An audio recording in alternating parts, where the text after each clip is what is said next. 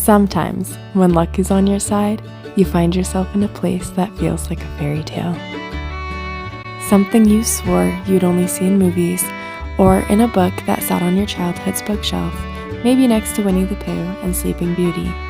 If I had to pick one, I would say this is straight out of Tinkerbell. We found this place when Brielle went to a friend's birthday party out of town, and we did a quick Google search and found it and decided to take a look.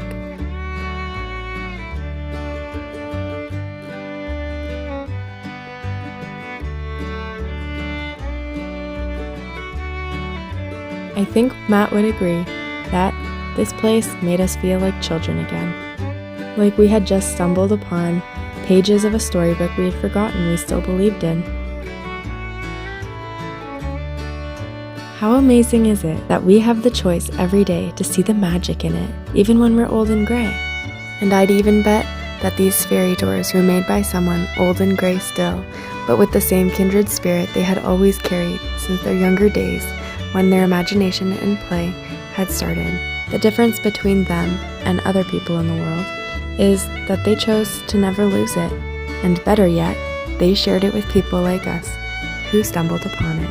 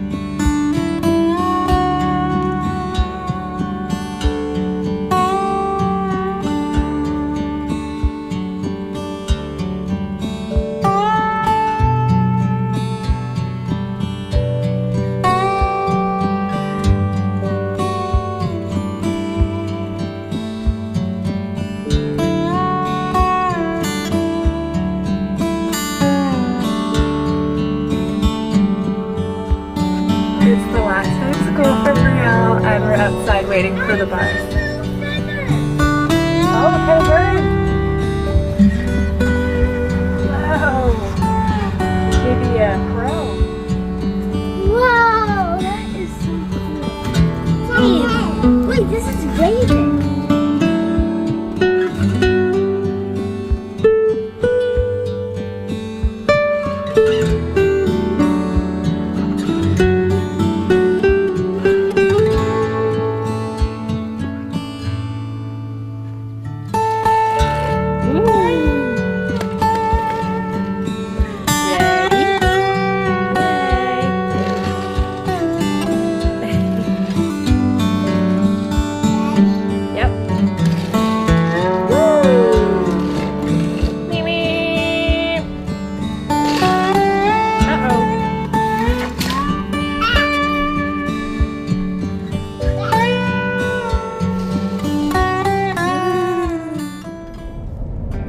For Canada Day this year, we decided to finally check out a place we had been wanting to go to since last year, but had plans with friends to do something else.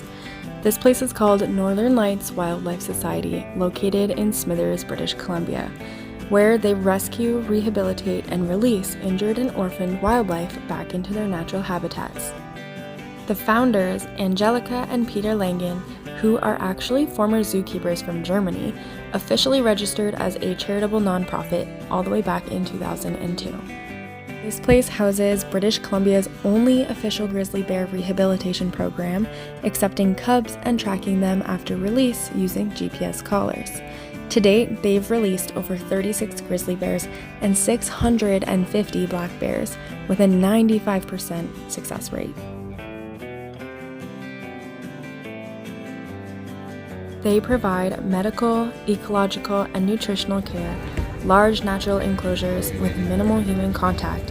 This is just to preserve natural wild instincts, which ensures that they don't become permanently dependent on humans and helps maintain natural populations. That's a lynx. Northern Lights Wildlife Society hosts an open house only once a year, and that is on Canada Day. On this day, they teach people how to live alongside wildlife peacefully, and they partner with researchers and universities year-round, like UNBC, to study bear behavior and post-release survival, as well as human-wildlife conflict patterns and data from released bears. Yeah.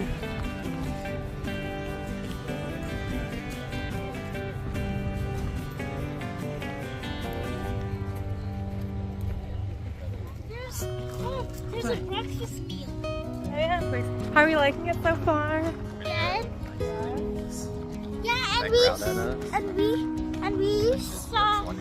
Yeah, and we saw guinea pigs. We did see guinea And pigs. they're so adorable. Yeah, they were lined up in a row, eh? Yep, under wood.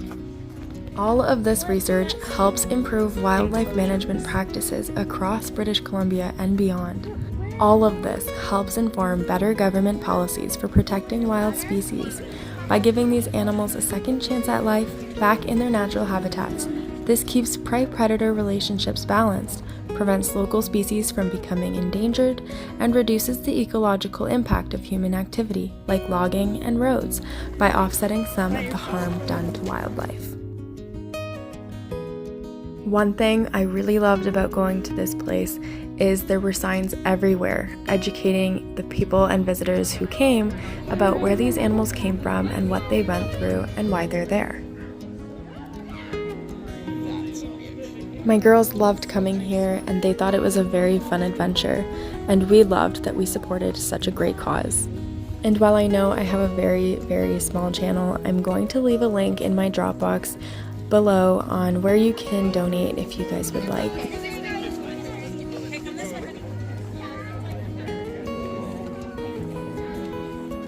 Something I noticed since moving here in northern BC is that people have a totally different connection with nature and a much bigger respect for it.